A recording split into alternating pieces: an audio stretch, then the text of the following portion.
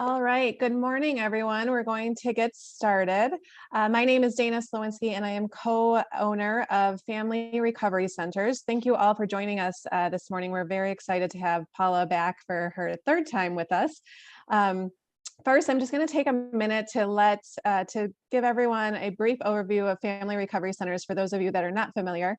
We are an adolescent intensive outpatient program, evening intensive outpatient program, and we have locations in Lake Bluff, Hoffman Estates, and St. Charles, and with a fourth location actually opening late this summer. So details to come on that. We work with a wide range of adolescents struggling with maladaptive behaviors, from self-injury, suicidal ideation, substance use, depression, anxiety, bipolar disorder, a wide range. Two of the program highlights that I like to share are our parent involvement. So parents are actually on site with their kids 2 of the 4 evenings that they are with us. And so they are not only learning the skills right along with their child, but they're also doing their own work. So we can really wrap around that whole family system and make change within the environment and within the system. And then we also have a 24/7 on-call. So staff is available to both parents and the kids, the patients, 24/7. So we can help skills coach in their own environments, whether that's, walking into school, getting out of bed in the morning, to weekends, middle of the night. We're there to really help skills coach them through. And so that is a very, very brief overview. I'm happy to answer any other questions that you have about Family Recovery Centers. Feel free to email myself or Ryan Bright, who's the other co-owner of the recovery centers. So just a couple of logistical things that do come up. So after the presentation, you will be receiving an email with the instructions to obtain your CEUs. And then also you will be receiving a copy of the PowerPoint. So you will all have that in your email following the presentation. It will also be on our website. So we will put in the chat section, we'll put our website down there so you can access it at any time there as well. Trying to think if there's anything else logistically. Question and answer. So we do have a very large audience this morning. Awesome. We're so excited to have you all with us. So we are going to do our best, and Paula is going to do her best to answer all Q&A that comes in. And if we aren't able to get to them, please feel free. You've got Paula's contact info on the slides. You've also got our contact info. So please feel free to reach out afterwards, and we will point you in the right direction, answer any questions that come our way as well. So with that, I would love to introduce Paula Marucci. As I always say in these webinars, she wears so many hats, and we are so excited to welcome her back again. So she is an EMDR approved consultant and an EMDR certified therapist. She's a national trainer for EMDR Consulting, LLC.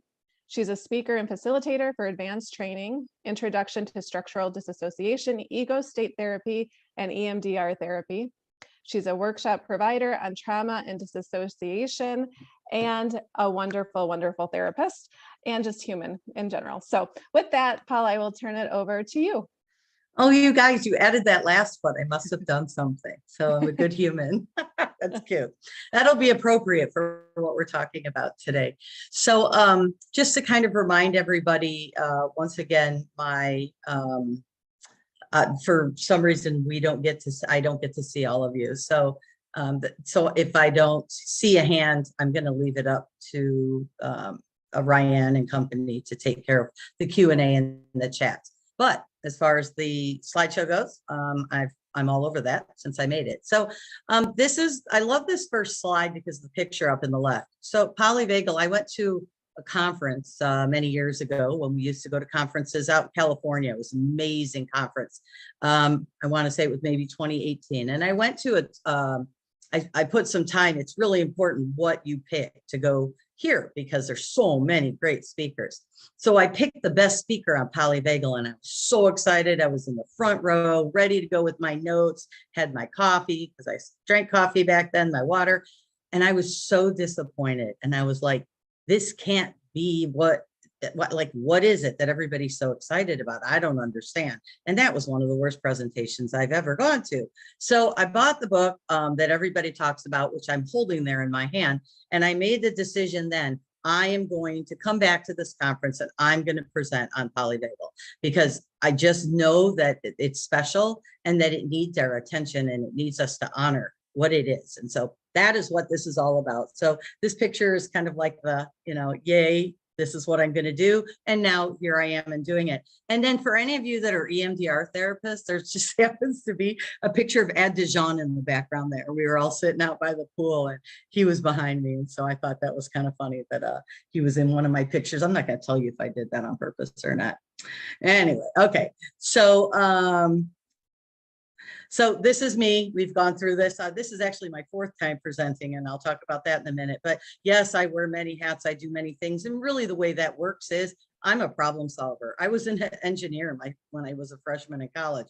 I'm all about like, okay, well, if this isn't working, we got to figure out what is going to work. And so through being a substance abuse counselor is how I started.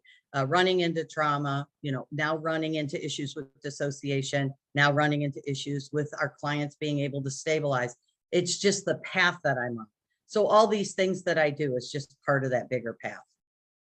And then there's always my own story. One of the reasons why I'm passionate about teaching is because I had learning disabilities growing up, undiagnosed. It was a big nightmare for me. I have AD, I don't have ADHD, we're not going there. I have dyslexia. So if you see misspellings, just know that, they're there because I didn't see them. But also my style is a style that hopefully you can sit back and listen and learn, as opposed to having to read. And I'm not a slide reader. There will be some slides that have specific writing on them, but for the most part, I will be telling you more a story about polyvagal. Of course, I've got to throw out there some of the things that I do in the area. I named my company as EMDR Chicago because at the time, the model that I teach was not here in Chicago. And I wanted to bring it to Chicago. And so I decided I'll name my company EMDR Chicago. So we're doing great and the trainings are wonderful. And this is just an example of some of the trainings I do locally. I don't like to travel as much anymore since COVID. So I do my trainings locally. And then I also do them virtually. And that's the gift of the pandemic, is that we can now train, we can do EMDR therapy online. The people that I've met, we did a regional meeting. We had people from all over the world. So it's really opened up our borders to anyone who is interested in working with clients that are traumatized, which is pretty easy to do across the world. And then this is just I'm really proud of this. This is one of my more recent jobs, being asked to join Farnsworth Lobenstein. He's been around for a long time. He hangs out with like the big guys. And so I am learning a lot from him. And this is basically where I come from, a dissociation background and more of a complex trauma background. So the teaching style here, you've seen this before. If you've done one of my PowerPoints, it's on every single one of my PowerPoints. It's a hear it, see it, do it approach. We're not going to be able to, well, actually, that's not true. We are going to be doing it today. We're going to do a little bit of it, but in the majority of what I do, and I did like a 3.5-hour presentation for EMDR therapists this last Sunday, where we had live demos of some of the tools that have been actually taught here. So it's important to not only hear it and to empower everybody with the knowledge, but as we look at the evidence-based research, it's important to also discuss it. It's important to practice it. So that's where the practicums come in. I won't work at a training. This is a webinar, but I won't work at a training unless it has a practicum. Because if you're not doing it, then you're going to walk out of there with all this information and not really know what to do next. And integrating it into your clinical practice can be the hardest part. And then, of course, because I want to be a perfectionist, I'm teaching it so I can get to that highest level for myself. But I only do that so I can share it with you guys. And then we go out and do it. We go out and we change the world one person at a time. It's an exhausting time right now. So any tool that's going to be helpful is going to be a tool that I'm going to want to bring to those therapists out there that are doing the best that they can. So the first handful of slides are pretty boring. There's just some language on them. I usually like more color, but these are the presentations I've done for the Family Recovery Center. And one of the things I want to point out, I always talk about how my relationship with Ryan goes way back and how she was very instrumental with my family, et cetera, et cetera. And I'm not going to do that this time, because this time I'm going to talk about my relationship with the center, in that they have invited me to speak on these topics. And when I came in and talked about EMDR therapy, really what I was coming in and talking about was an orientation that I had come across that was trauma informed. So it really doesn't matter what orientation you use. It's just about being trauma informed. And a lot of times when I do the what is EMDR, the first half of it is about becoming trauma informed. Who's Pierre Genet? How long has trauma been around? You know, we got the PTSD diagnosis in 1985. What did that mean for therapists? How has the DSMs changed throughout time? And how has the PTSD diagnosis shifted? And what kind of therapies are available? And so talking about EMDR basically brought us to, okay, we have this is one of many tools we can use with our traumatized clients. Then when the pandemic came and lingered and lingered and lingered, we started to see a lot of dissociation with our clients. First of all, the majority of our clients are probably going to have experienced at least a PTSD, frozen one-time criterion A trauma, or complex trauma, which is isolated trauma throughout childhood. And so dissociation is a coping strategy, and it started showing up everywhere. All of my consultation calls where we need to talk about dissociation. Is my client dissociating? I don't know what to do with my client dissociating. Can I do EMDR if my client is dissociating? We can't do anything with our client when they are dissociating. We can't do CBT, DBT, somatic experiencing. We can't do EMDR. We can't do motivational interviewing. We can't do 12-step work. If the client is dissociative, they are not with you. They are not here with you, present. And the cornerstone of our work is about dual attention. And it's also about attachment repair. And attachment repair means that I am in relationship with you right now. And dissociation is I just left and went somewhere else. So we did a dissociation part 1, and we gave everybody tools. You don't even have to be a trauma therapist. We gave everybody tools, the DES, on how to measure dissociation. And the beauty of the tool is that as you use it, you automatically learn about dissociation because of the way that it's set up and how it's color coded. And then asked to come back and do dissociation part 2 because, hey, yay, now we're learning something about dissociation. What do we do about it? Well, we did a part 2, and the part 2 talked about the window of tolerance, being in that window of tolerance, how to keep that client in that window of tolerance, how to maintain dual attention, how to have the client present and in the past together with the therapist, where you get the attunement and the attachment rupture. You get some repair there. And also we're working on the client's ability to state shift. So then we end dissociation part 2, and you're thinking, well, what happens if my client can't state shift? Well, that's where polyvagal comes in. And we're going to be needing to know this more and more because our clients are struggling with state shift. Dissociation is becoming more and more prevalent in our therapy office, and the client is not able to shift out of it. And so it's important for us to go in and learn the science behind state shift so that then we can assist our client with the tools that they need to join us in dual attention, so that then we can get back to what we eventually wanted to do, which is where we started, the orientation that we're going to use with our clients. So just a little bit about Dr. Stephen Porges. He's the originator of the polyvagal theory. And that we call it the science of connection, the science of safety and connection. And basically it was his vagal tone. He was measuring vagal tone. And the way that you measure vagal tone is through heart rate variability. And so his goal was to, in like simple language, his goal was to measure the resilience of one client versus the next, according to how watching their heart rate variability, according to if they had a traumatic past or a good enough childhood. And so he would have two clients, and he would have them around their resting rate. It's a co-regulation. That's around 70 beats per minute. And what he would do is he would trigger the two clients, and he would have them go into what you're going to learn is the sympathetic nervous system, hyperarousal, where their heart rate went up to about above 100, around 110 beats per minute. And then he measured as the client came back to the resting rate.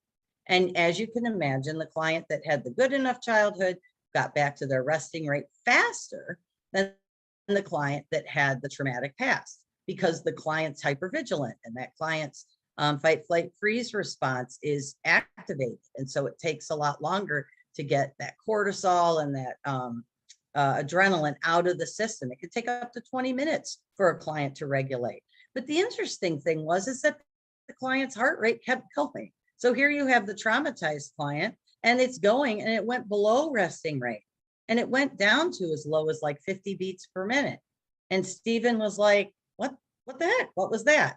And voila, that is where polyvagal came from, the polyvagal theory, because we've always honored about two branches. We've got fight, flight, freeze, and then we have being in your window of tolerance, being regulated. But now there's this third state, and this third state is really helping us understand our clients a lot more. And so that's what we're going to be talking about today. Now, I throw this quote from Darwin in here just to make a point. I'm going to read it. Probably won't make much sense to you, but I'll tell you why in a minute. When the heart is affected, it reacts on the brain. And the state of the brain again reacts through the vagus nerve on the heart, so that under any excitement, there will be much mutual action and reaction between these two, the two most important organs of the body. So I put this in here so that we can make a point. We spend so much time understanding the brain. We have Daniel Siegel, we have Alan Shore, we talk about the left brain, we talk about the right brain, we talk about the upstairs brain and the downstairs brain. We drive neuroscientists mad with our language. They think we're crazy. It's not really a left and a right brain, but it works for teaching. We talk about activating the corpus callosum so that you get the right brain engaged when you're doing therapy, because we want to engage the body and that the body is connected to the right brain. It's the brain, it's the brain, it's the brain, it's the brain. Well, what we're going to talk about today is about the heart. So we need to shift our expectations and our perspective, because what I find with polyvagal is that it's so different than what we've been doing that it takes a while for people to kind of soften up to what it is that we're talking about. So I want you to go into this presentation with just a clean slate and think about, we're going to be talking about organs in our body. Okay, we've got this down to some extent. And yes, there's language that we could pull out if we needed to, because there is a lot going on in the brain. I'm not saying there's not, but the focus today is on the heart and the heart rate variability, which is the vagal tone, which is the name of this, the polyvagal theory. The polyvagal theory views the parasympathetic nervous system. So the parasympathetic being that it before polyvagal theory, we had two distinct branches. But what the polyvagal theory did was showed us that third option, which was when the heart rate dropped below resting rate.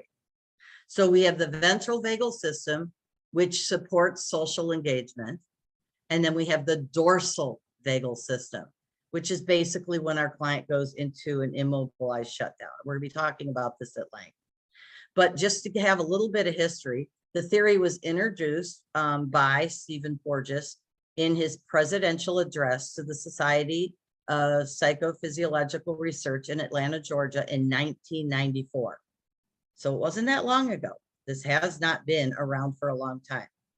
And if you've ever tried to have a conversation with Dr. Porges or listen to some of Dr. Porges's classes, it's difficult.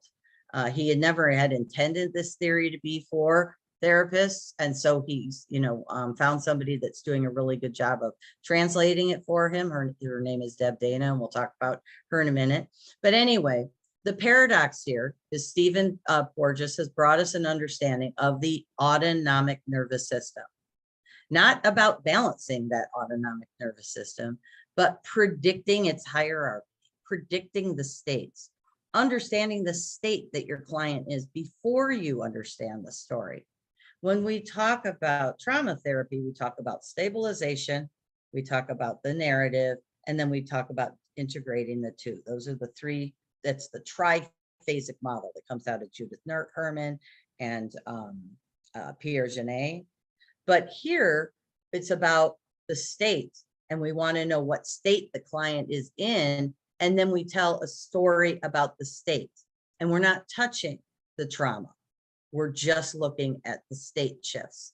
So predictable hierarchy, and that we can we can create maps and pull information from our clients that then will assist us with being able to predict what that client's state shifts are going to look like.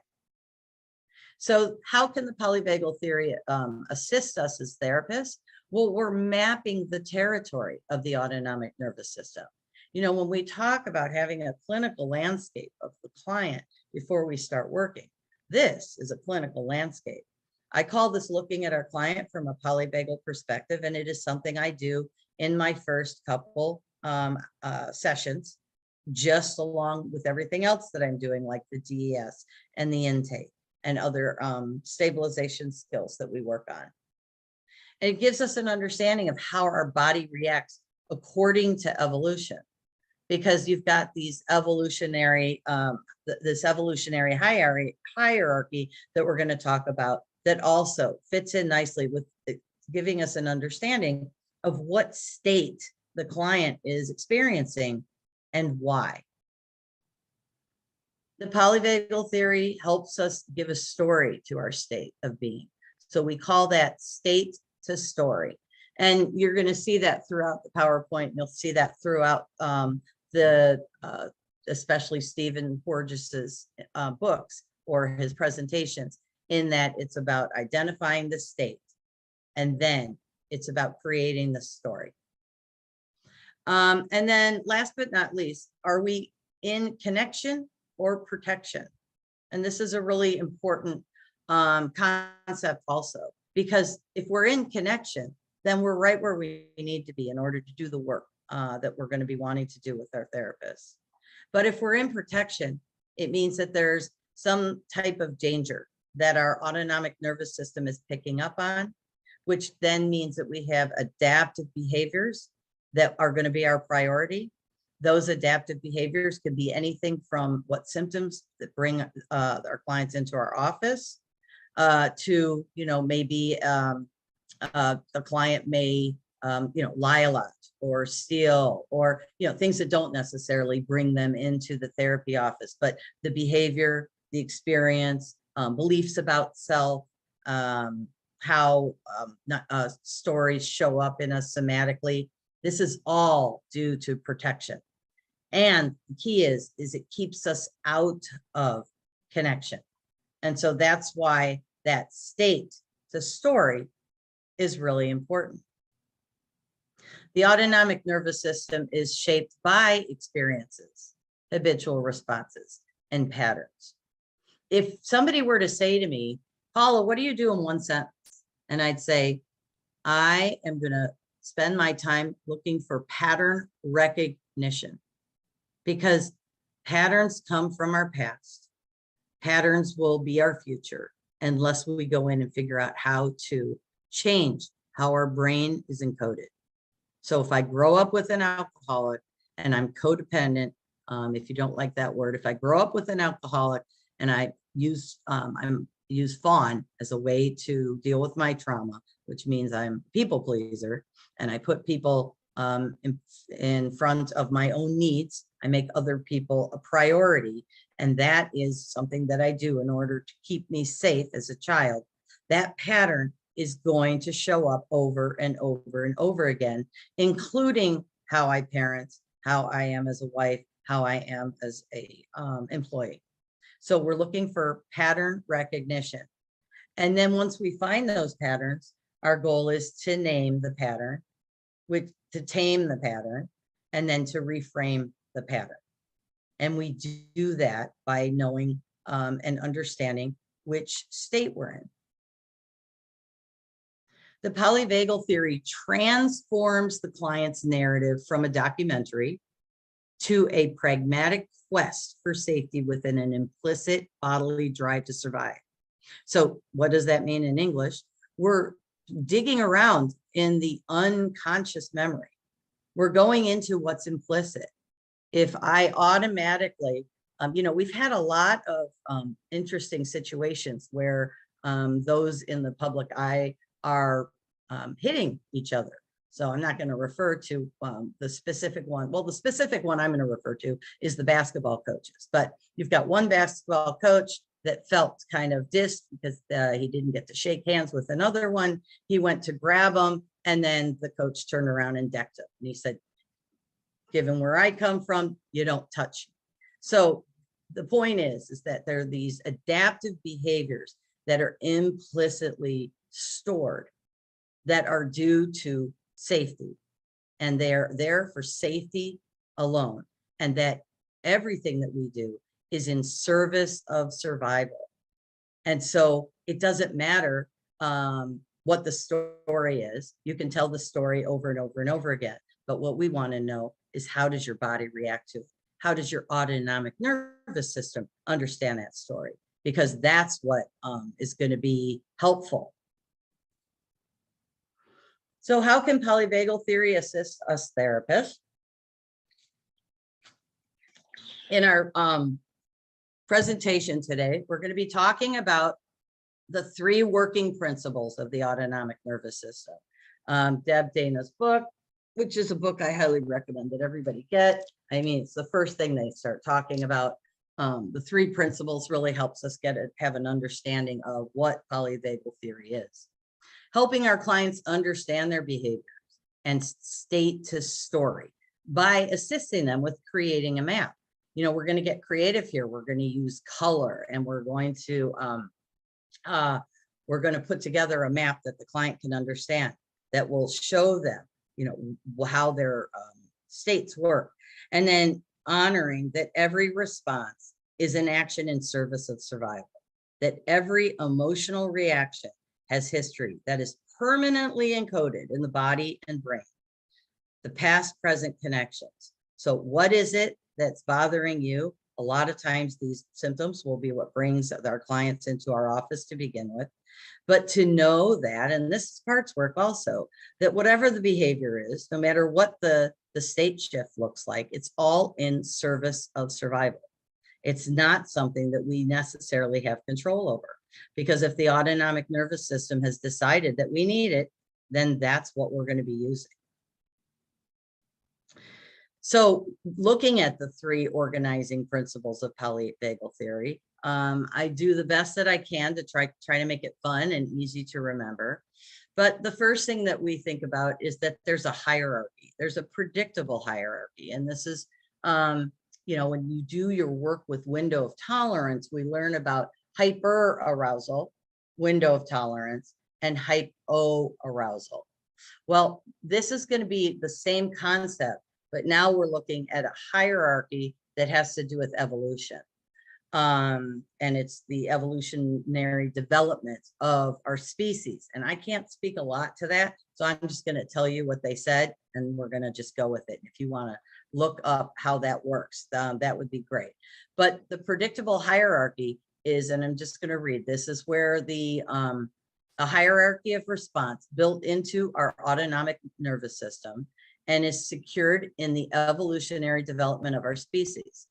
So the 3 pathways in evolutionary order are, from oldest to newest, is the dorsal vagus, the sympathetic nervous system, and the ventral vagus. And you're not going to have to memorize these right away, but at some point would probably be good if you could use the language.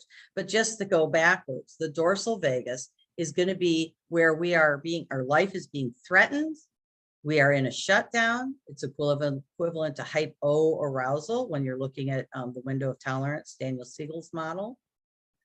And then moving into the sympathetic nervous system is going to be a mobilization. It's going to be where there's energy, and it's going to be our fight, flight, and a freeze that involves energy. And then our newest is going to be our ventral vagal, which is our social connection. And the way that we work with this hierarchy and try to make it predictable is we do what's we call this the trauma traffic light, or you could call it the trigger traffic light if you're not a trauma therapist. But we start to use the colors of the traffic light as a way to assess what state the client's in. So once again, we've got the oldest state, the one that's been around for 500 million years. Like, I can't even wrap my brain around that. I don't even know what that means. So, but that's our life threat. That's our immobility response. When we say freeze, we're talking about a collapse with no energy. We're not talking about a freeze where you need to use your energy in order to stay still. And then the yellow is our sympathetic nervous system, and that's our fight flight.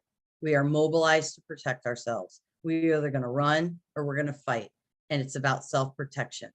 And then the main message here, this is I'm going to die. And the message here is I'm in danger.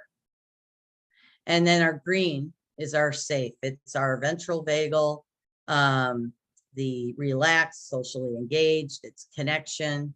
This is where we want to be in, we want to be present.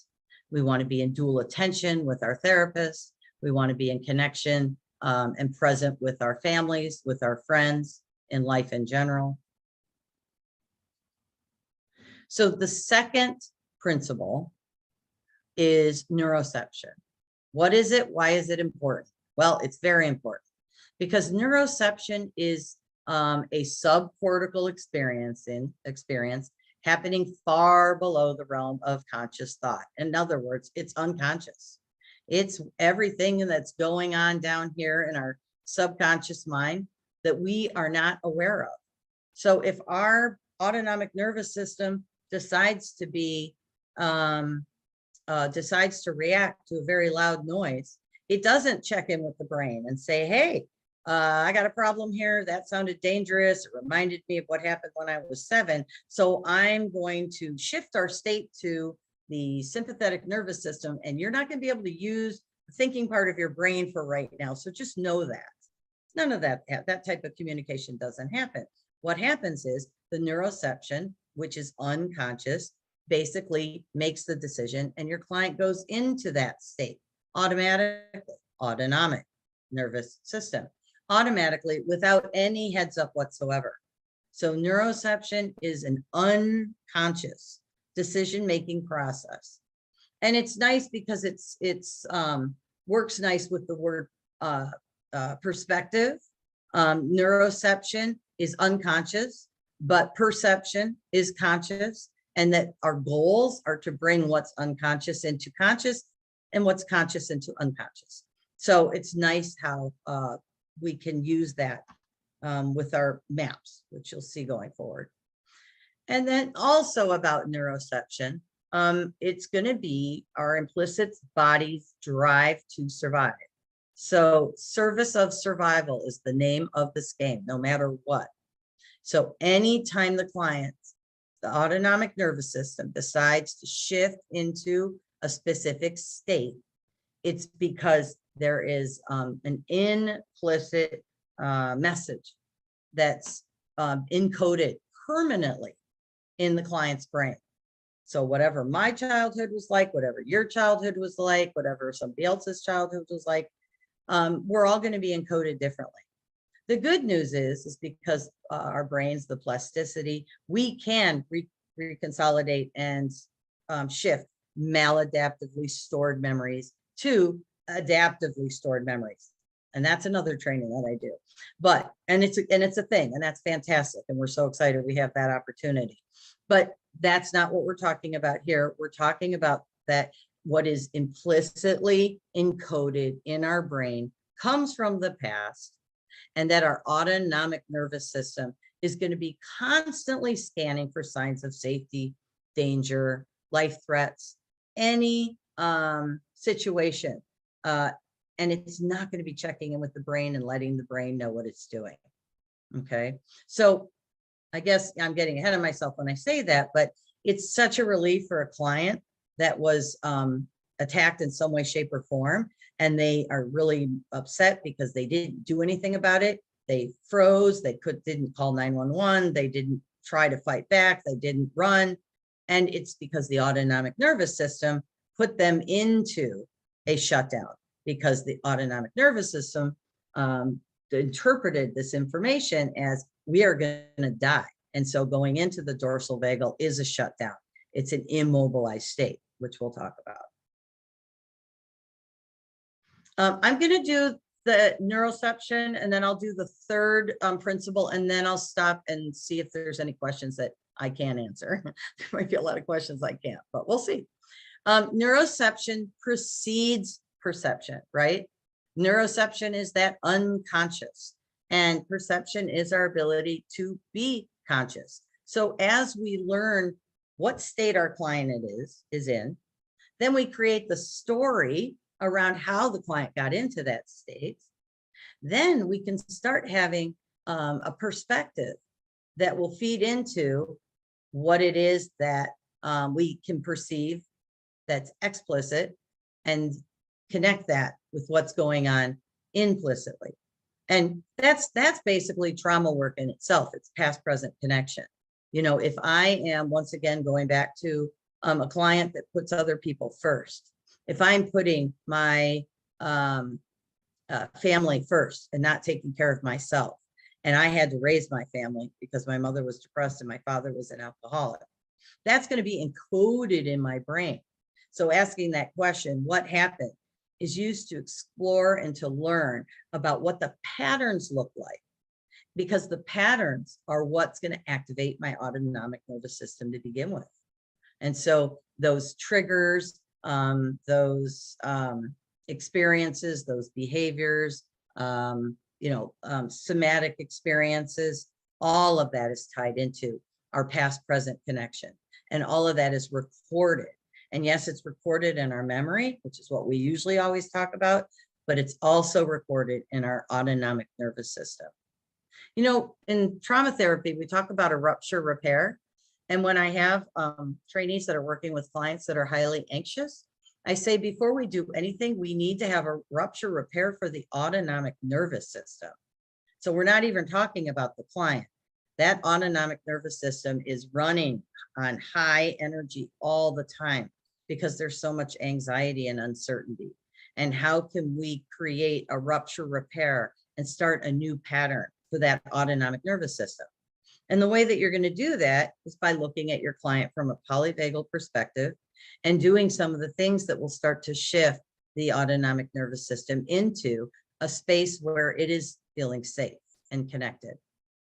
The cognitive story follows the emotional state. This is, the way that I like to teach is saying the same thing over and over and over again, but in a different way.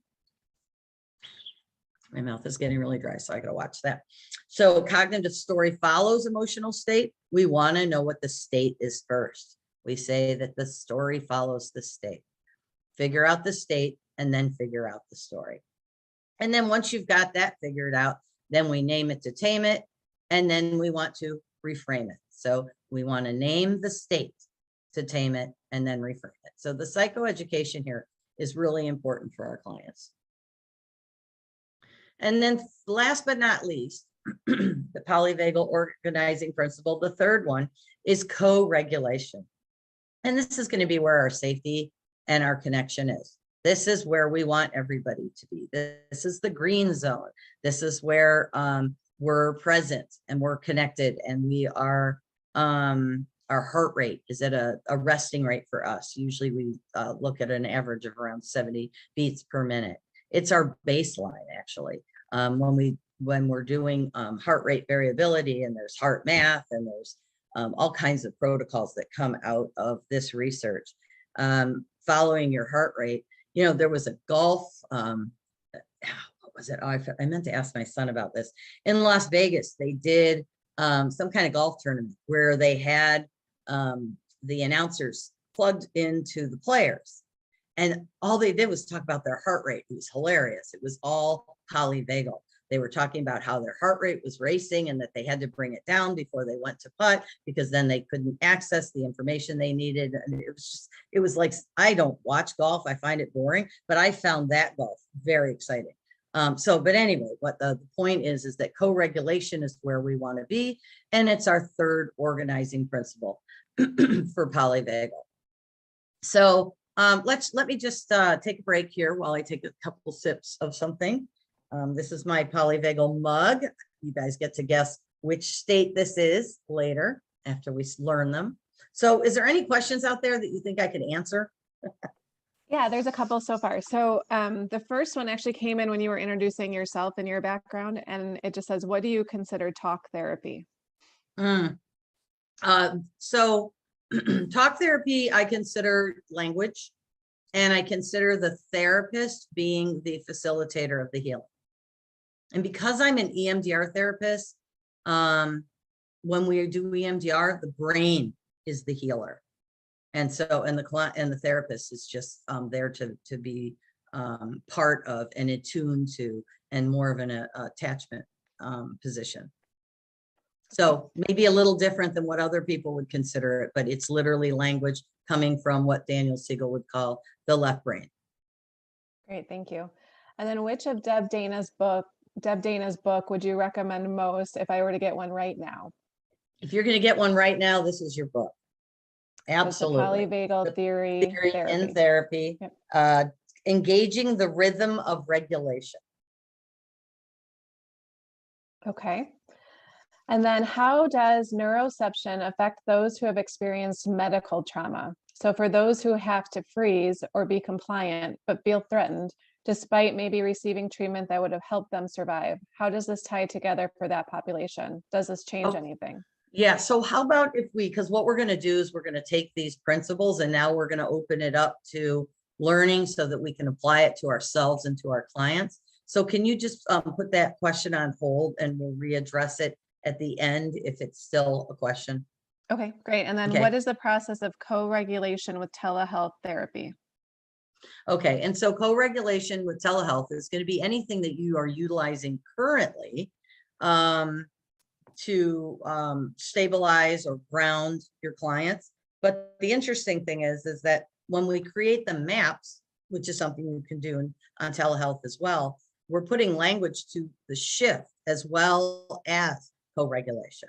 So, you know, my favorite co-regulation is doing the 3-3-3, which is everybody look around the room and find 3 rectangles, find 3 things that are blue, and then shake out 3 parts of your upper body, breath in, exhale out. And then I've got a couple other things that I do where the clients bring with them items that secure their space. And we talked about securing our space in the last presentation that I did. That would all be in line with co-regulation. Okay, great. And then the last one is name, tame, and reframe original to your training? I love that. It has a very Dana ring to it. So name it to tame it is Daniel Siegel. And then reframe it is basically what we're doing in Polyvagal. So the key is name it to tame it, because that calms the client. Once again, our goal to get into co-regulation. When we're in co-regulation, that's when we can access our skills. And so reframing is then helping the client understand their polyvagal story so that they know that when they froze, it wasn't because they chose not to do something. It's because their autonomic nervous system decided that they were in danger and that shutting down and collapsing was the way to deal with it. And that the client had no control whatsoever because the autonomic nervous system, which works through neuroception, which is unconscious, makes those decisions for us. Okay, and then one more just came through. How might TMS be included in this discussion? I'm not gonna, I can't answer that. Yeah, okay. I haven't even thought about that. Okay, good. All right, thank you. Thanks for the question. Thank you. If you have a question that I can't answer, I'm just going to tell you I can't answer it, but please email it to me at emdrchicago@gmail.com and I'll get the answer for you. Okay, great. because I don't want to just leave you there. All right, so just to review here with the 3 polyvagal organizing principles, understanding the science reduces the shame and the blame. So if our client can understand how they have these state shifts, why they have these state shifts, the things that create state shifts for them, then that is naming it to tame it. Also, so name the state to tame it. And then in service of survival, once again, our clients, you know, if you have a client that lies a lot, yeah, I get this question quite a bit actually. You know, what do we do if our client's lying to us? It's just like any other behavior. It's in service of survival. It is an adaptive survival response. And it is part of a survival story. And so it is an adaptive behavior that is encoded and is a part of how the autonomic nervous system protects you. And so the more psychoeducation that we can give about around that, the better. I am a substance abuse therapist by trade. I don't know anyway. And, you know, I'm always telling my clients, I do a lot of 12-step work, and I'm always telling my clients, you know, sober stands for son of a bitch, emotions are real. And the client sits there to think about it. And I say, and we're going to use EMDR to deal with the real. And they're sitting there thinking about it. So in other words, we're going to start working with our emotions. And it's completely understandable that when you drink, you're not dealing with your emotions. And that was the adaptive behavior that you found at some point in your life to assist you to survive. So once again, that's just maybe a very small story, but we want to create for the client an understanding of their past present connections. We want them to understand how their behaviors have kept them safe. And we want to understand what state they're in when they're happening. So then we can start working on changing it. So what would we want to do next? The 3 principles of polyvagal. Yes, we talked about them. And yes, you can get Deb Dana's book and she will talk about them. But we have even more, we have a fun thing you can do. This is Seth Porges. This is Dr. Stephen Porges's son. And he does a 30-minute video on the polyvagal theory. That is I think it's absolutely charming. He talks about the 3 principles. He gives really good examples. He helps with the vocabulary. Dr. Porges and Seth are together writing a book right now because he's like, Dad, like nobody understands what you're talking about. And then Stephen's like, well, help me. And I like emailing them.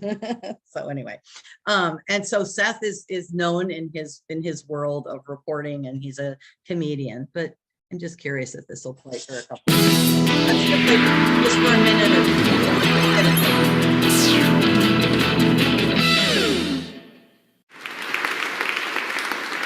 The polyvagal theory is a new understanding for how the entire nervous system works. And with that, it gives us incredible implications for how to control your body, your brain, other people's bodies, their brains in ways that might seem impossible, as well as lends specifics to concepts that might have been left to the abstract, things like trauma. So let's just begin here. What is the autonomic nervous system? The autonomic nervous system is the automatic nervous system. This is the part of your body you don't consciously control. It's your heart, it's your breathing, it's your digestion, it's your spleen. You don't think to yourself, Seth, I want my heart to beat. It just beats on your own. Otherwise, you would never be able to sleep at night. So traditionally, the autonomic nervous system has been divided between these 2 halves that are kind of viewed as in conflict with each other. At any given point, you're Bruce Banner or you're the Hulk. You're either in your parasympathetic mode, that's your social mode, you're resting, you're relaxing, you're eating, or you're in your Hulk mode, your fight or flight mode, your fighting mode. The sympathetic nervous system is often called of course, the fight or flight mode. But I'm here to blow that all up and tell you that that's completely wrong. Okay, so anyway, it's charming and it's 30 minutes. It is, let me just put that back. Hold on one second. It is, oh shoot, it won't give me thought it was gonna, it's on my website. And it's on, it says find it at emdrchicago.com. tab resource, and then under the tab Polyvagal Theory. I have my clients watch it. I'm meeting with a client this afternoon who's got some pretty significant stuff going on. And I said, I need you to watch this video first because we are going to do a polyvagal map. And this is just a great way for our clients to start picking up the language of the green zone, yellow zone, red zone. That was actually introduced by Seth, the trigger traffic light or the trauma traffic light, however you want to call it. And so not only is it great for you to watch, but it's also great for our clients to watch. Okay, so, and then know that Seth and Stephen are doing something together, and we look forward to seeing what that is. So what is the autonomic nervous system? Well, first of all, a great way to share this with our clients is that it's automatic. That the functions that we don't consciously control, things like heart rate, breathing, digestion, and then it is divided into two main branches. So this is not something I'm going to go over with my clients, but I'm going to go over with you so that you understand where the different zones come from. But I think they do a fine job of doing that in the video so that you don't have to get into it in too much detail. But at the end of the day, we're looking for the three different pathways that are then going to be in service of survival. The three pathways are broken down into two paths or two sections.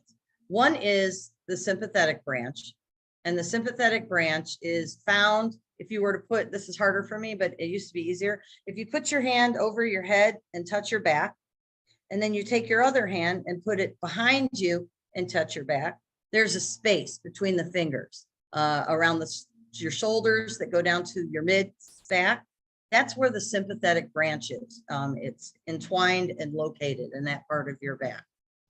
And then we've got the parasympathetic branches, which are two pathways. This is where the word vagus comes in. Vagus means in Latin, wanderer. And it basically starts at your brainstem. So if you put your hand on your brainstem, and it's it wanders, it travels in two directions. It travels down through your lungs, your heart, your diaphragm, and into your stomach. And then the other path is it starts at your brainstem and it moves up into affecting your neck, your throat, your eyes, and your ears. So that is about as scientific as I'm going to get. There is a visual that comes up in a few minutes that helps a little bit with that. But our clients' symptoms interrupt the opportunity to exercise the neural circuitry of connection. So, for example, if you have the client that's considered in their co-regulation, that they are present, and all of a sudden they hear, would be a good example, they hear their dog growling, and all of a sudden that will interrupt and they'll become alert, and they will immediately move from their ventral vagal to their sympathetic state. And so we want the client to start to understand what it is that's moving them from one state to the next. At the end of the day, these symptoms are always coming from a root cause. And so we want to identify the root cause. We want to identify the patterns of connection that then also end up being the patterns of protection. So what, we go back to that question, are you in connection or are you in protection? And it's one or the other. The protection is going to be our green state. And I'm sorry, the connection is going to be your green state. And the protection is going to be your yellow and your red. And we'll see how that works because I'm going to pull up visuals for that in a minute. We want to know if our adaptive survival responses are replacing those social engagements. What are my adaptive survival responses? We can use BASC to investigate that. What are my behaviors? When we do our polyvagal map, we're going to literally start listing. What is it? What types of adaptive strategies do I have? Am I known to lie or to drink or to, do I check out on Netflix? or, do I yell a lot, or do I go and hide and don't avoid conflict? These are going to be the behaviors that we're going to identify. We're going to be able to call them adaptive survival responses. And we're going to start putting this information together so that we can map our own autonomic nervous system. As we're doing this with the psychoeducation, it is going to reduce the client's blame and shame on self. And then, is co-regulation available, or is it unavailable? Is it dangerous? For some of our clients, being present is not an option. And I'll get clients that will start telling me that, they're in their red zone, they're in their yellow zone, but they don't go into their green zone. A lot of times when our clients are in their fight, flight, or in some type of shutdown, their co-regulation or their ability to co-regulate goes completely offline. And then somebody was asking, well, how do we get to co-regulation? Are the strategies that we're using, are they effective, or are they inadequate? So it's very similar to some of the tools that we were using in the last presentation of figuring out how to get our client into dual attention, how to have our client present with us in the room. Well, now we're looking at the states, because maybe the client has no control over that. And if we start mapping out their autonomic nervous system, this is what's going to give the client control over their state shifts. And it's also going to give language for you and your client to share around the goals of being able to state shift.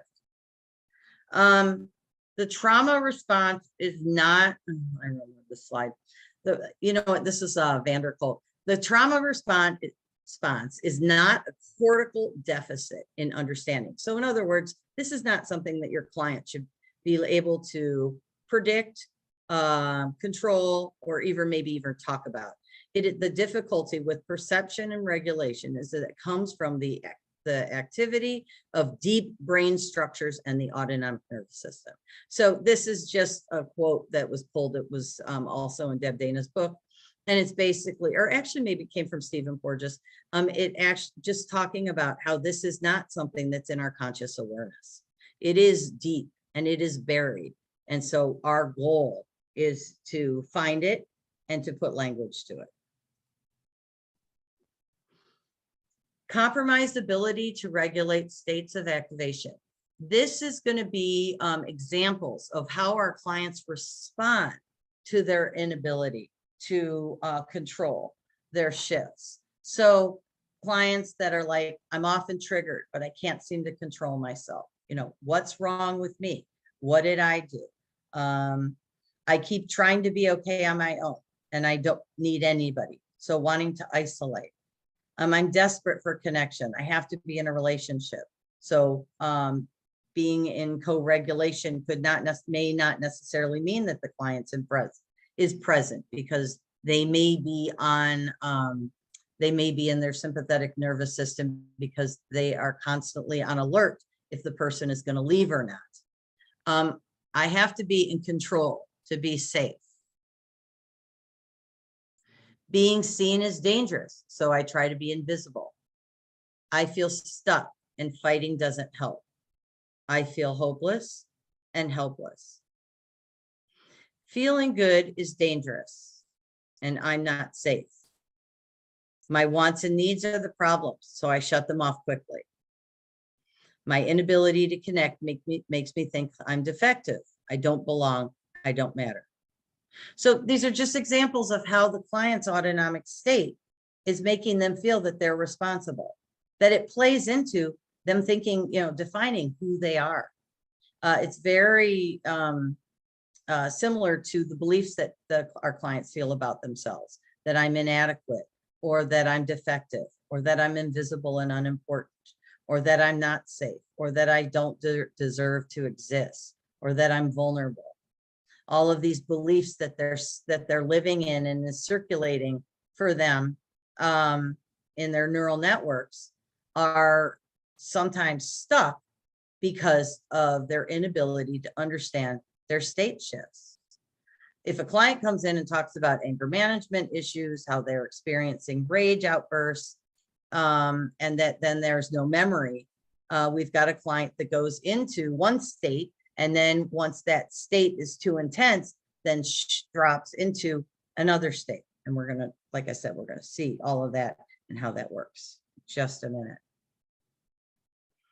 So this is kind of the predictable hierarchy is something that I don't really know much about. When somebody tells me that this is a state that we were able to access 500 million years ago, yeah, that's what it says. And I don't really know what that means. I mean, but evolutionary development of our species, the first state, the oldest state, is going to be what we call the dorsal vagal state. And it is the primitive vagus. It is the parasympathetic branch. And the most important aspect of this, and this is going to be our red zone as we start applying colors, this is the immobilized response. So when Dr. Porges did his triggering his client and was watching the clients come down to resting rate, and then you had the traumatized client that kept going past the resting rate, what they were experiencing here was an immobilized response where the client is literally going to disappear, shut down. This is where dissociation is. This is where there's androgenous opiates that are released so that it's numbing. It's a very comfortable place to be. It's just that when you're there, it's hard to access your prefrontal cortex. It's hard to engage. And you definitely, when you're in a therapist's office, if you're in this state, it's hard to get anything done. And with EMDR therapy, it's dangerous. And so that's why we make such a big deal about it. And then the next layer in evolution is going to be what we call the sympathetic branch. This is going to be our yellow zone. And this is all about mobilization. This is all about movement. This is when the heart rate is above 100 beats per minute. When our heart rate is 110 beats per minute-ish, our amygdala hijacked. That's the language I like to use. You cannot access your prefrontal cortex. When I get clients that come in, I work with a lot of adolescents, and they come from a higher level of care. They come from Compass. They come from Insight. They have all these great tools. But if their heart rate is at 110 beats per minute, they can't access those tools. And so to teach them by introducing the polyvagal perspective, for them to understand that, oh, I need to get my heart rate down so that then I shift into a state where I can then access the tools that I've just spent the last 6 weeks learning, is a lot more helpful than having them go back and start smoking weed again because they just did the exact same thing they did 6 weeks before treatment. So this is going to be our mobilization, our sympathetic branch. And this is when we say freeze, it's not a freeze with no energy. It's a freeze with energy. So everything in the sympathetic branch is all about the heart rate being up and the blood pressure being up. And then the newest part of our autonomic nervous system is the ventral vagus. And that is our window of tolerance. That is kind of what brought us to this whole presentation. When we were in our presentation last time, and the time before that, and the time before that, we were looking at Daniel Siegel's window of tolerance. And so we had this nice window there that we want to make sure our clients are in. And then we had hyperarousal and we had hypoarousal. But now what we're looking at is we're going to be looking at the window of tolerance being at the top. And then we're going to look at our hyperarousal, which is going to be our sympathetic nervous system, and our hypoarousal, which is going to be our dorsal vagal zone. And the reason why we're changing the order now is because you drop from being co-regulated into fight, flight, immobilized energy first. You don't go into a hypoaroused state from co-regulation. You have to be immobilized first. And then when the danger doesn't go away, that's when you go into, I'm going to die, heart rate drops, blood pressure drops, and there's no movement whatsoever. You're immobilized. And so what we're doing is we're going to be taking the window of tolerance and we're going to be shifting it around a little bit so that we can give it language so that we can teach our clients and map out how they can shift from being in co-regulated into sympathetic fight flight and going back into co-regulated, so that we don't go into a shutdown that's immobilized and dissociative. Okay. So this is the last slide on just once again honoring the evolution here. We've got the immobilized state as the oldest. Like I said, they said it's 500 million years old.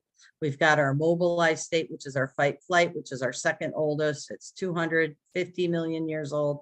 And then our newest, and I don't even have a number on that. And like I said, these numbers don't really, I've never studied this. And so it doesn't, and I don't have amphibians, and I don't really understand the reptile brain to the extent of how it works for reptiles. I just understand how it works for my clients. So, but this is a big part of the theory. And so I just want to make sure that I was honoring that. So we're going to look at where to start. And our foundational starting point is going to be to create a profile map. And how are we going to do that? One of the things that I want to make sure that we do with you is that everybody here is going to do a little bit of their own profile mapping. And right now you're probably thinking, I have absolutely no idea what that looks like. This has just been a lot of words on slides, but I'm going to now create visuals and very easy steps so that not only can you get an idea of your own map, but that you can leave this presentation being able to work with your clients on creating their maps and then being able to use them in session right away. So what are we going to learn? And we're going to learn where you're going to create a map, a personal profile map for you or your client. And you're going to be able to answer questions like where you are on the map. What do you know about your 3 states? What experience and patterns shape your autonomic nervous system? And then using this roadmap as, more information around the client's clinical landscape, which now involves understanding their nervous system and how the nervous system and the brain react. So remember, we do a lot of work with the brain, but not necessarily the heart. And so this is the heart piece.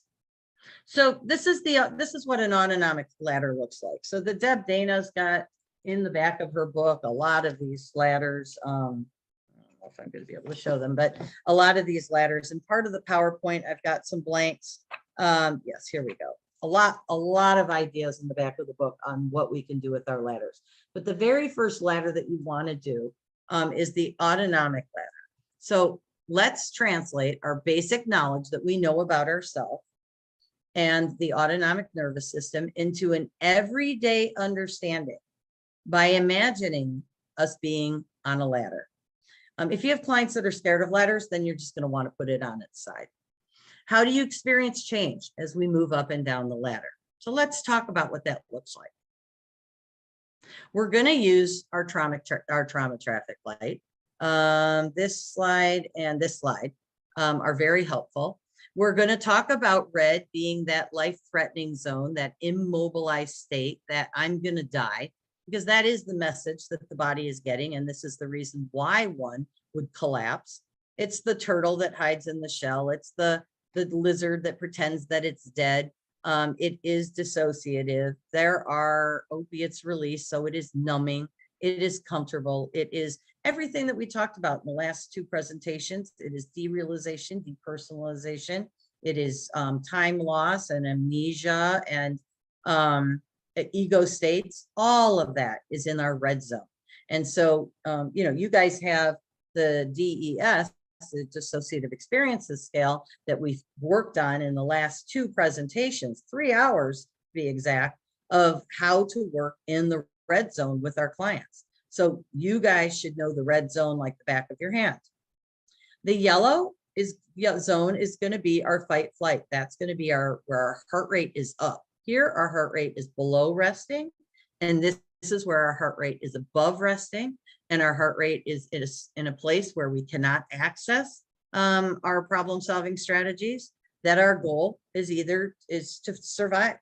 We are in a fight or a flight, and we are preparing ourselves for that. So you have a lot of things going on in your body, like cortisol and adrenaline that's being released, and your eyes are dilating in a certain way, and the blood is being pumped to your larger muscles. And so there's a lot going on. And the goal is to deal with the danger. And so, you know, I'm not going to get into the conversation of ADHD, but we have a lot of kiddos in school that are having trouble focusing because their external environment is scary to them and they can't focus. And if we want to call it ADHD, and we can give them a medication and it helps them focus, you know, I'm not going to comment either way, but trauma-informed social workers. In fact, I just got reached out by Evanston Township. They want us to go in and do some work with the teachers and the social workers there. Being trauma informed is really important because there's a really good chance that it's the lack of safety in our external environment that is making it hard for our students to focus. And a polyvagal ladder for a 6-year-old, not a 6-year-old, but maybe an 8 or a 10-year-old can be lots of fun, because you get to do we do polyvagal show and tell, lot of great things that you can do. I had my adolescent do a polyvagal playlist. He had a lot of Eminem and a lot of rappers in his yellow, and so it was cool. John Mayer was in the green. Yeah, it's creative.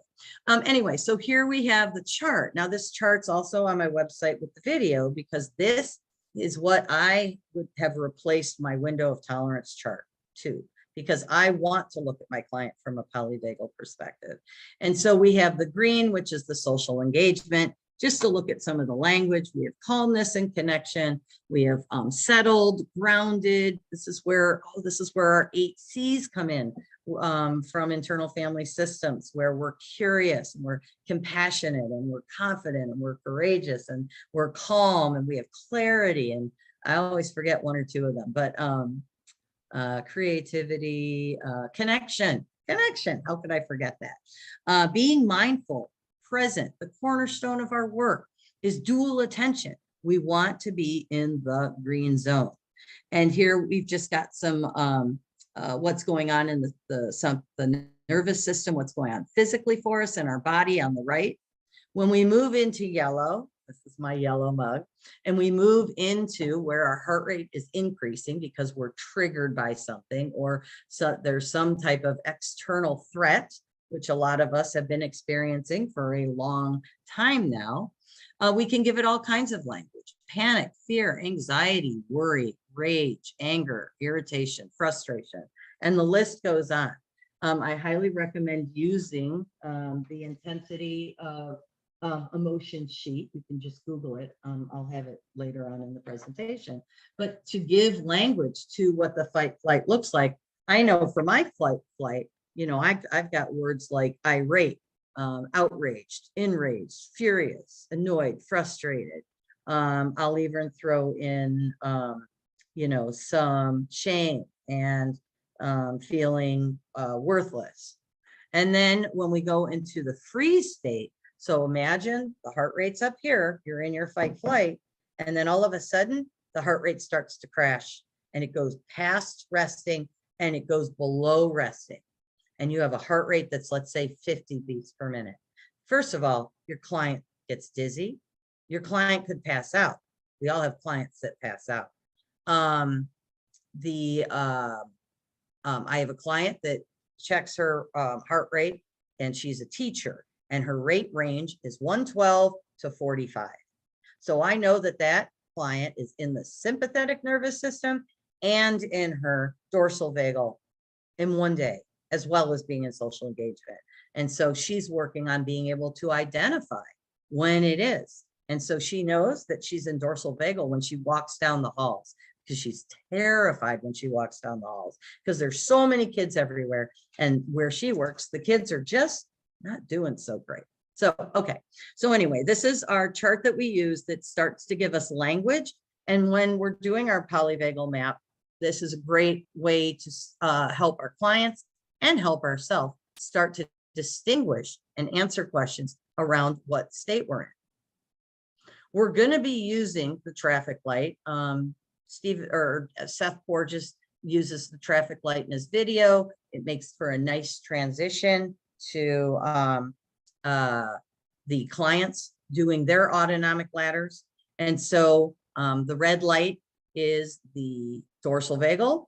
It is, I'm going to die. So I like to, we need to memorize. We've got dorsal vagal, we've got sympathetic, and we have ventral vagal. So you think of words that help you with remembering which is which. I use dorsal vagal. I'm going to die. I want to disappear. I want to dissolve. I'm diminished. So that's how I remember that it's dorsal vagal, if you need to memorize them. But anyway, I am going to die. I'm far away in a dark and forbidding place. I make no sound. I'm small, silent, barely breathing, alone, where no one will find me. And I have a client that had to do that every time her father came home from work. She would go and hide under the table, and she needed to be invisible so that she would not get hurt. This is our oldest pathway of response, the dorsal vagal pathway of the parasympathetic branch. It is the path of last resort. It is the, I'm not in danger anymore. That danger is, there's nothing I can do about it. It's really the system has given up. And so when all else fails, when we are trapped and action isn't working, this is the primitive vagus. This is the 500 million year old. Once again, not real sure what that means, but it takes us into shutdown, collapse, and dissociation. And once again, when we talked about dissociation part 1 and dissociation part 2, we were spending our time figuring out how to get our clients out of the dorsal vagal parasympathetic. And when we do a DES, the dissociative experiences scale, and the score is above a 20-ish, we have a client that spends time in this zone, and we want to map that out and give the client language. Here at the very bottom of the autonomic ladder, I'm alone with my despair, escape into not knowing. I'm foggy, I'm tired, too tired to think or act. The world is empty, dead, and dark. And then from this earliest place, let's see here, sorry, I just wanted to read the bottom, and this thing is blocking me. From the earliest place on the evolutionary timeline where my mind and body have moved into conservation mode, I may believe I'm lost and no one will ever find me. And that is the case when we are, especially when we're younger. So that's our red zone. Then we have our yellow, our sympathetic nervous system. This is going to be a high heart rate. So when you think about that chart that we had, it tells you specifically where the heart rate is, what your blood pressure is doing, what your digestive system is doing. You have cortisol and adrenaline pumping into your system here. Your heart is pounding because it's moving blood to the bigger muscles. Let's see here. The fight or flight system, feeling uneasy, overwhelmed, want to move, take action, escape. No one can be trusted. No place is safe. This is the branch of the sympathetic. This is that behind the back. And it's separate from the parasympathetic branch. And it is when we are amygdala hijacked, when something triggers, and it is going to be neuroception. You're going to have no idea that it happened. And your body, your central nervous or your autonomic nervous system is picking up on danger. You go into action, fight, flight. Your heart rate speeds up, your breath is short and shallow. We scan our environment looking for danger. We are on the move. So this is where, and then one might describe themselves as anxious or angry and feel the rush of adrenaline that makes it hard for them to be still. It takes 20 minutes for our body to readjust into the green zone when you are in a full fight flight, because of the adrenaline and the cortisol and whatever else is being released and all the shifts and changes that are going on in your body. And this is, the state that you go into when you want to either, run away or take something on. And then if this danger doesn't leave, If it doesn't go anywhere, so during the pandemic, we were waiting and waiting and waiting and waiting, and people started to get really lethargic. We were doing what we could, but there was no answers. There was nothing that was encouraging. And that took us into I'm sorry, I meant to go this way. That took us into the red zone. So we see people shifting from red to yellow, red to yellow, red to yellow. And red is literally the I'm giving up. And then last but not least, and we always work with this last, is the social engagement system. What I would feel if I was safe, warm, connected. My heart rate is regulated. This is going to be our resting rate. Our breath is full. Our muscles are relaxed. We're looking at, eye contact. We're looking at facial muscles, voice prosody and intonation. All of the pieces that Daniel Siegel talks about when he's sharing that 85% of our communication is nonverbal. Safety and connection are guided by the evolutionary's newest part of the autonomic nervous system. And this is our ventral vagal. So our ventral state. So you've got up here, your dorsal state, you've got your sympathetic state, and you've got your ventral state. And you don't necessarily have to memorize those for your clients. You just have your red zone, your yellow zone, and your green zone. And like I said, when you watch Seth Borges's video, you will get, the client will be able to start using that language. Okay, I'm gonna read you a couple stories that start showing the shifting up and down the ladder. I wanna make sure I'm good on time. It's really hard to figure out how to time this. Okay, so I'm just gonna read. So now that we've explored each of the places on the autonomic ladder, let's consider how we move up and down. So our preferred place is at the top of the ladder. Now, the stoplight goes red, yellow, green.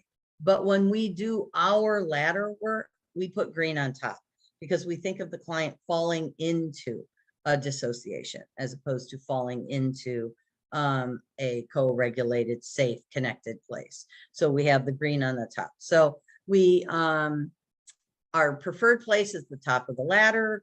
She makes this connection with this song that I can see clearly now. The ventral vagal state is this hopeful and resourceful state that's full of connection and presence and where our dual attention is. It is a place where we have ability to acknowledge distress and explore options because we have access to our prefrontal cortex. But as we move down the ladder into action, when we are triggered, that's our autonomic nervous system, sensing danger, and we have the sense of unease, we move into our sympathetic state, which is now a state of impending danger. So our heart rate is up. Like I said, our amygdala hijacked. We can't access our thinking brain.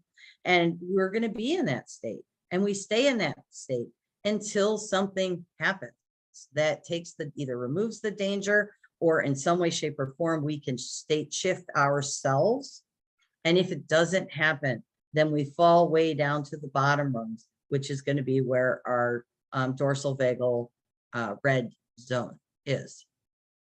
So I'm going to read you two stories to give you examples. We identify the states and then we give it a story. We're going to do it backwards here just so you can see the shifts. So I'm driving to work in the morning, listening to the radio and enjoying the beginning of my day. I'm at the top of my ladder when a siren sounds behind me. Quickly, I'm triggered and I move down the ladder. I feel my heart racing and immediately worrying that I've done something wrong. So not only is the client being triggered by the siren, but then the past present channels of association are acting up where she feels like she did something wrong. I pull over and the police car rushes by me. I pull back out, resume my drive to work, and feel my heart begin to return to its normal speed. So then the client moves back up the ladder. And by the time I get to work, I've forgotten about the incident and I'm ready for my day. Go back up, stay at the top of the ladder. So this is an example of what we would like for our clients to be able to do. We'd like for them to identify when they're in their green zone. And then we want them also to identify the types of things that put them in their yellow zone. And then we want them to be able to track the state shift. from green to yellow, back to green. So this is just a basic example. This is going to be a little bit more detailed of an example. So I'm having dinner with my friends, enjoying the conversation and the fun of being out with people I like. So I'm at the top of my ladder. The conversation turns to vacations, and I start comparing my situation to my friend's situation. I begin to feel angry that I can't afford a vacation, that my job doesn't pay it, that I have so many unpaid bills, and I'll never be able to take a vacation. And my heart rate's starting to move up, and I'm starting to move down the ladder. I sit back and watch as my friends continue to talk about trips and travel plans. I disconnect from the conversation and begin to feel invisible as the talk goes on around me and nobody notices. So I'm shutting down and I'm moving to the bottom of the ladder. The evening ends with my friends not noticing my silence. So I'm feeling abandoned and alone, and with me feeling like a misfit in the group and that I don't belong. So I'm stuck at the bottom of the ladder. So you have the client starting in connection, safety and connection, resting rate, everything's going great. And then something triggers her. It triggers her so that she moves into her sympathetic nervous system, the yellow zone.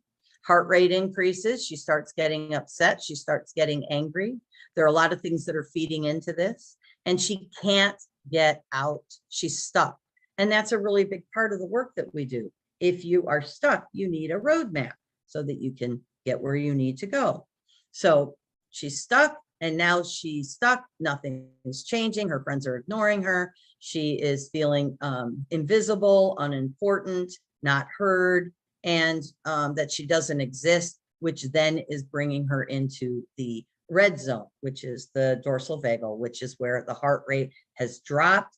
She's going to be lethargic. She's not going to have any energy. Yellow energy, but now we're in red, and this is where she's stuck at the end of the day. She goes home and she crawls into bed.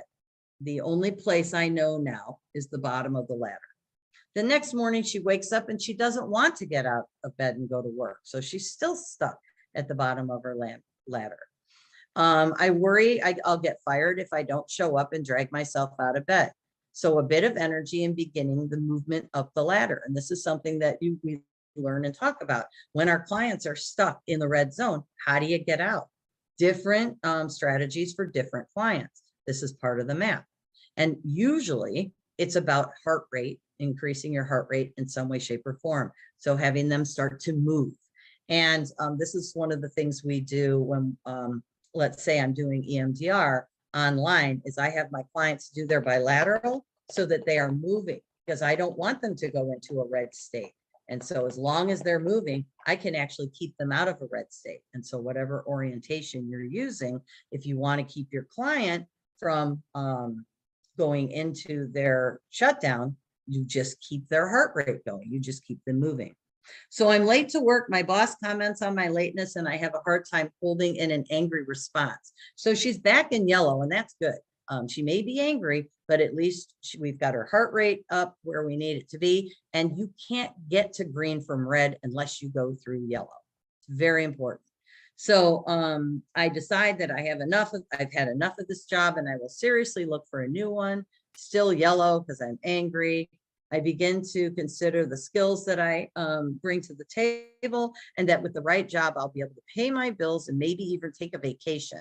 I have lunch with a coworker and we talk about our jobs and dream of the future. And then the client is back at the top of the ladder.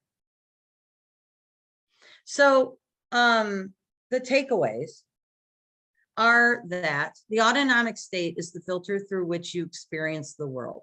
And it's the autonomic nervous system is guided by neuroception, which is unconscious. So the stories assist with showing how she moves from state to state, and then and through, what her day looked like at that point in time. The environmental cues can magically transform your physiology and how people perceive you.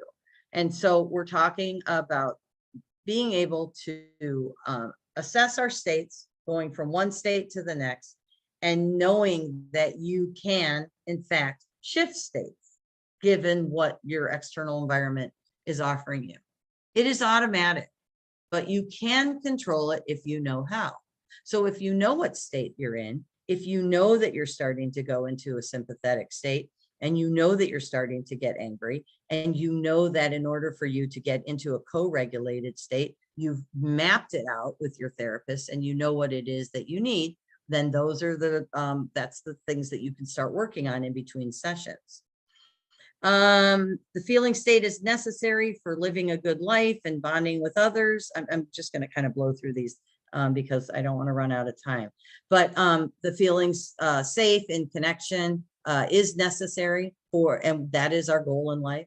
Bonding with others is necessary for good health.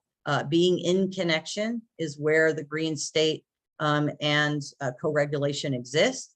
When people don't feel safe, they don't think critically.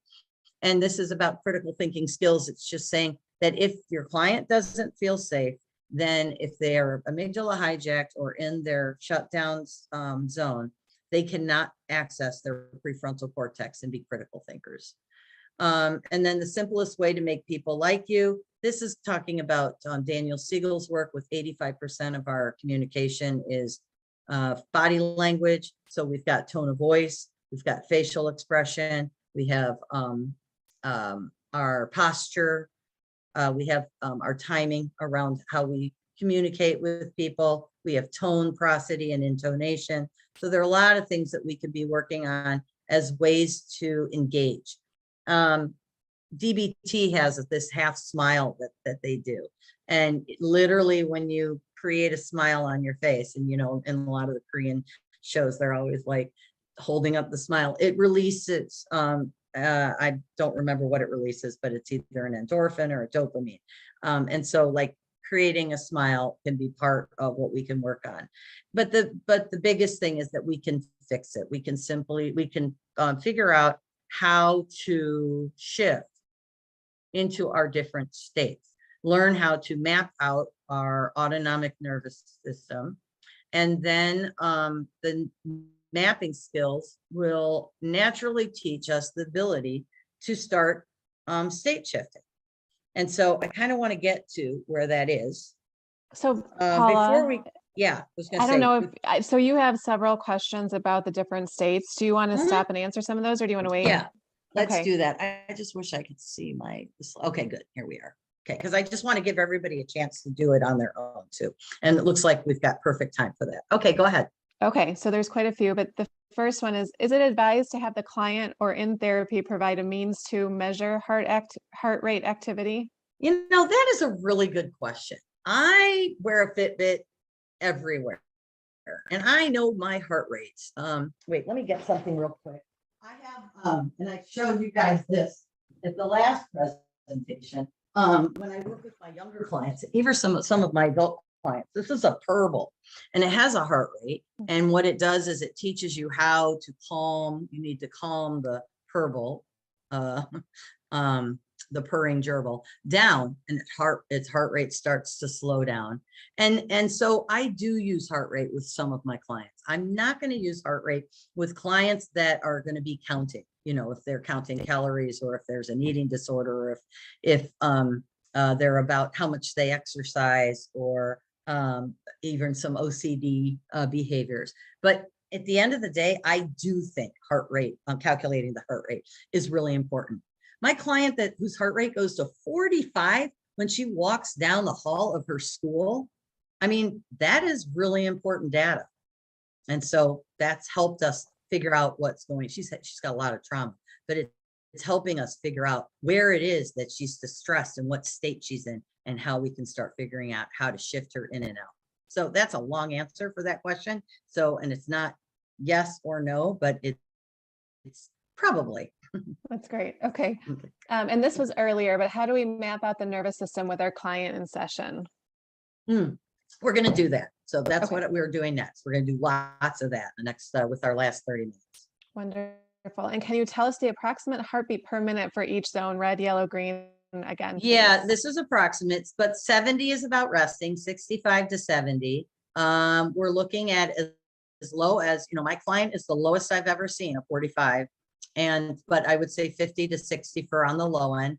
And then on the high end, statistically, we see at 110 is where you are officially amygdala hijacked. That's the ish number. So about 100 to 110. And I make it very clear to my clients that when your heart rate is that high, you cannot access your problem solving skills. So, I get so many clients that are like, but I know that I wasn't supposed to do that. And I know you knew, but it was in a part of the brain that was shut off. You have no access to it because your central nervous system, your autonomic nervous system is about saving you right now. And that's all it's doing. It's in service of survival. And this is naming it to tame it. This is half of changes acknowledgement. And this is empowering our clients with knowledge so that they don't shame and blame themselves. Because I just spent 6 weeks at Compass and I just did the same exact thing that I did before I left. So anyway, it helps us look at the client from a different perspective so that we can be working with them in a different way. Okay. What about people who are constantly suicidal? To me, some of my clients who are suicidal seem to be stuck in the yellow and don't go into the red, and the yellow is unbearable. So I might think that they're actually in red, but okay, but that doesn't matter. When I show you how to map it, you're going to find out for sure. So why don't we learn about how to map, which we're going to do next. And then let's, if you want to reach out to me with that particular client, I would be surprised if they are in yellow and suicidal because the mobilization would keep them alive. It's when they're immobilized and they think they're going to die that it's dangerous. So let's leave that question with a little asterisk next to it and see what comes up when we do the mapping. Okay, and then there was a follow-up. Is there a difference between suicidal ideation and yellow and red? Yes. Well, suicidal ideation is generally when a client is immobilized. They're lethargic. We're looking at depression. They're lethargic. They have no energy. They find no happiness and people, places, things that they usually are happy with. It's a part of self that is giving up. And so we usually find that in red. It's going to be I want to disappear. I don't want to exist. I should not exist. I don't deserve to exist. All of that comes from red. Okay. And is the yellow zone where we find our EMDR targets? Isn't that cute? Yes, it is. Yeah. Okay. And so when we have our clients in red, we want to move them into yellow. They have to go into yellow to get to green. And so with EMDR, you're going to find your targets in the yellow without going to the red. So when we talk about not wanting to pick a target that's too big or overwhelming, it's because we don't want the client to go into red. And so, yes. And that's for any orientation, no matter what symptom you're looking at. If they go into red, they're not there with you to work with you. But we want to give it language. I have one client that says, I go into red all the time because opiates are heroin. It feels good and it's numbing. And this guy just goes from red to yellow, red to yellow, red to yellow. And he's like, when we first started the work, he goes, I'm never in green. And that was his language. That was his state story. And so we started to shift it by him starting to fill in and figure out what green is. Okay. And then I think one last question for this section and we can move on. Okay. So what about a client who reports experiencing an eerie calm in which her smartwatch considers her asleep, although she's awake and able to interact with others? This happens to her infrequently in daily life. It also happens in therapy sessions, although she does not appear to go into fight before going into what appears like a freeze state. She reports being in her body. She doesn't think she's disassociating in any way. Any thoughts? That is, I would have to read that again. I don't want to just not answer the question. So can you send that one to me, Dana? Just Yes. send it to me. And Absolutely. And then put the email address on it. Let me read it again because I'm not sure I got all the details. And then I will respond to that. Okay, sounds good. Okay. All right. Thank you. Okay. So what we're going to do next is we're going to do a personal profile map. This is something that I want you to walk out of this training with the ability to do. You can set this up yourself, or you can You can go online, and Deb Dana has these, you can get them for free, or I think that there's a blank one that's part of the PowerPoint, so you can print it yourself. But this is the map that we're looking at. We just build this, we have 3 sections. We have the green, the yellow, the red. The green being the safe social connection, the yellow being the sympathetic. And when you see that word mobilized, you're thinking about a higher heart rate. And oops, I lost it. And then for the red, you've got your dorsal vagal immobilized, and you're going to have your client that's shut down, lethargic. I think of them under a table or in bed under the covers. So we're going to draw the ladder out on a piece of paper. And I'd like for all of you to just kind of sketch a ladder for yourself. And if you have colors, great. And if you don't, no worries. But just make yourself 3 sections, and just at the top, put safe and connection, and write the word green.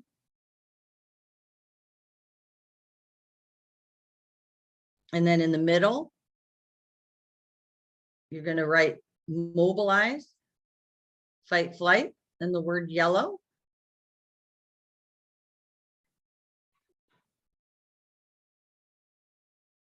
And at the bottom, immobilized / collapsed,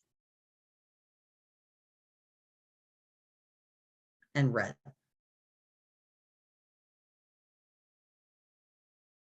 And so for each state, we give it language. We want to give it emotions, body sensations, responses, beliefs, anything that comes up for a client. It's like a part of self. What it looks like, feels like, sounds like. Different people come up with different things. And this usually isn't hard for them. We want to look at the intensity. And then when we're done with that, we want them to answer the question, when I'm in my green state, I am. And when I'm in my green state, the world is. And you're going to do that for all 3 sections. So let's see what that looks like. This is the map that I have in my office that helps me direct the client. So I have, first of all, I always have the markers out so that they can color any way they want. And then I have them find the language, that we start with the language first. And the language comes from, like, for example, the intensity of feelings chart, which is on my website. And so when we're in our, we want to start with our sympathetic. We want to start with yellow. We always go to ventral vagal last. And so we start with sympathetic, and we say, okay, when you're mobilized in fight, flight, what is some language that comes up for you?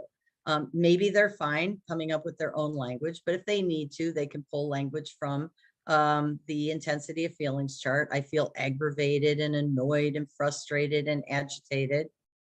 And then when you go into your red zone, you're immobilized, collapse, no energy. Then you're probably going to be over here, helpless, hopeless, beat, overwhelmed, incapable, lifeless, run down.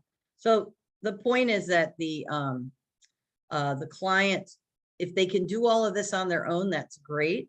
But I'm using the intensity of feelings chart a lot to help put language. I will send this home as a homework with 1 color at a time. We'll do, and I always start with yellow, and then go to red, and then go to green.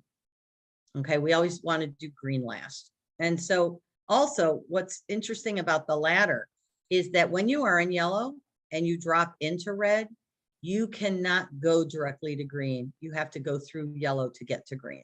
And you'll see that in some of the exercises that we see. So what I'd like for you guys to do right now is I would like for you to start putting language into your green, calm, safe connection.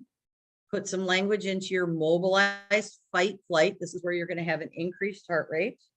And then put some language into your dorsal vagal red, which is going to be your shutdown, when you have no energy, when you feel numb and you are, feel like you don't exist, unimportant, invisible. So I'm going to stop talking for a minute. I'm going to put this sheet back up.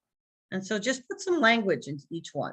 And if anybody has any questions, they can put it out to Dana while we're doing this, about this particular exercise.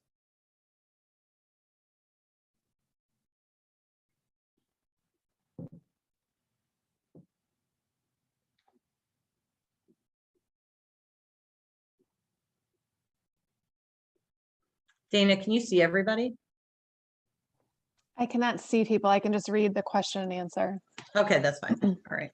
I'll just give it a few minutes. I usually have people hold their pens up and then I know they're done, but just give it a couple words so that you can have an idea.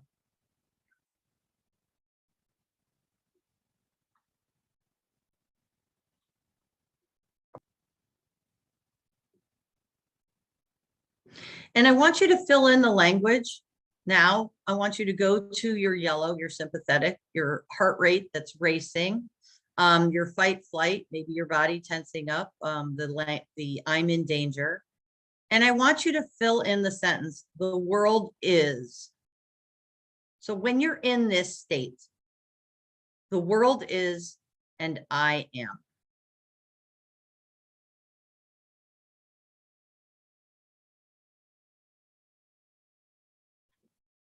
And then while you're there, just give it a cue word. You know, looking at the language that you gave it.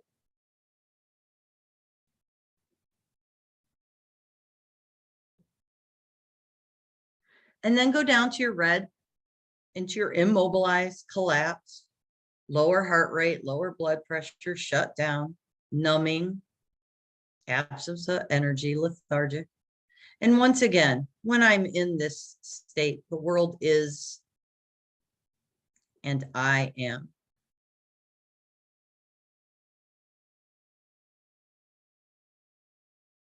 And give that a cue word. And then go up to, last but not least, your ventral vagal. Calm, present, regulated, heart rate, security, micro moments. I can breathe, I'm connected. The world is, I am, and keyword. And so this is your professional profile map.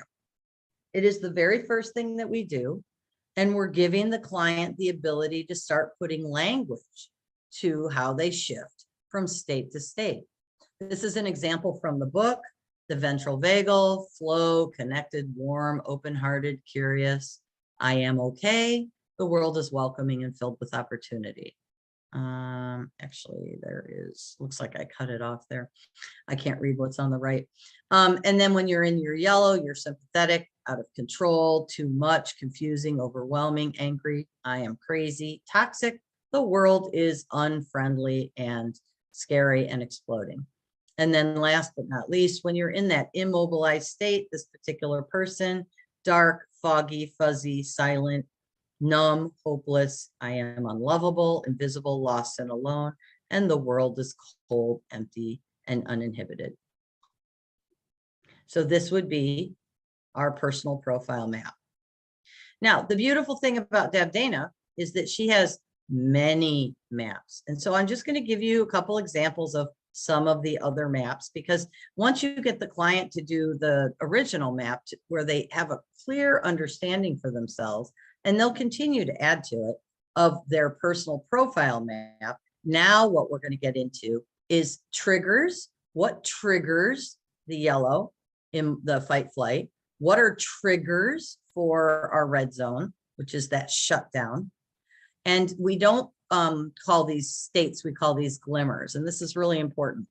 When we're in our ventral vagal, we want the client to identify moments of contentment, moments of being fine, moments of being okay. That is going to be the mildest language we're going to get to. Moments of being exuberant, thrilled, cheerful, moments of being fired up, gung-ho, capable, confident. It is, she calls them glimmers. I'm not really into that word, but it is about being present for a moment. And we need our clients to start shifting to, it's not that you're happy, it's that you had a moment that made you happy. And that can be a home run in baseball, that can be a touchdown, that can be a hike when you saw a certain woodpecker, that can be, you know, a fire in your fireplace and a moment of peace, cup of coffee, you know, the tea that you drink, moments. And we want the clients to start looking at their ventral vagal as a place where they experience moments of positive, and they're going to start writing them down. And then this is the third map. Like I said, there's a lot of them. And this talks about things I can do on my own and things that I can do with others. What helps me stay in my green co-regulated safety and connection state? What helps me move out of fight flight, my yellow mobilized increased heart rate? And what helps me move out of my red zone when I am in bed, under the covers, can't move, don't want to go anywhere, don't want to do anything? What helps me move out of there alone? And what helps me move out of there with others? Once again, mapping and then putting language to.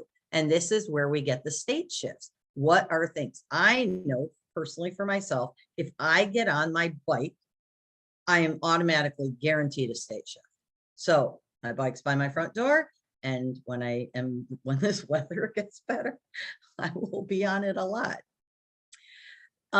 There are, in Deb Dana's book, a lot of maps. Okay, like I said, you can do playlist maps, you can do art maps, you can do all kinds of maps. And then Deb Dana came out with this book because this one was so popular. And this is 50 client-centered practices. And out of that, I picked this one because I thought this one was cute. And we do different kinds of, I don't want to call them games, but exercises. And so this is one where we all wrote down our name.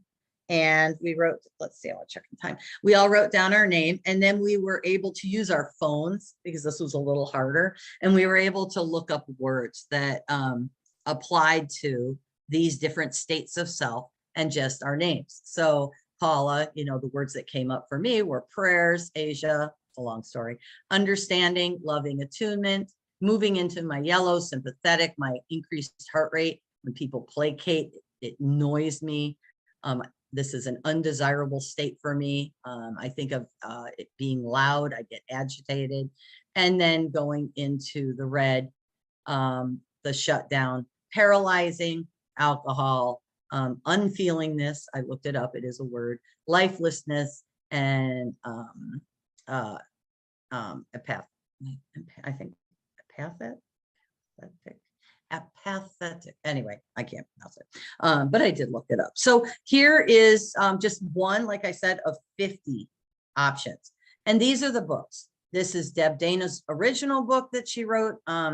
She basically is the translator for Stephen Porges. Then she came out with the flip chart. I don't recommend this. This is not only is it not made well, but maybe for other people, they got a better copy of it. Mine is warped and I'm not really sure why. And then this book is priceless with all the different ways that we can use these exercises to not only assist, but to help shift our clients from one state to a next. And so we're very grateful to Deb Dana and Steve Porges. They have a lovely relationship, which you can see you can find a lot of things on YouTube. So your learning objectives, understanding the theory. I hope that I was able to give you an introduction. It is a complex theory, but I wanted to give you something that you could, start with. Vagal tone, heart rate. This is us studying the heart as opposed to the brain. Understanding our state, then understanding our story. Exploring our autonomic responses, patterns, and once again, state to story. Giving your state shifts a narrative. Naming it to tame it.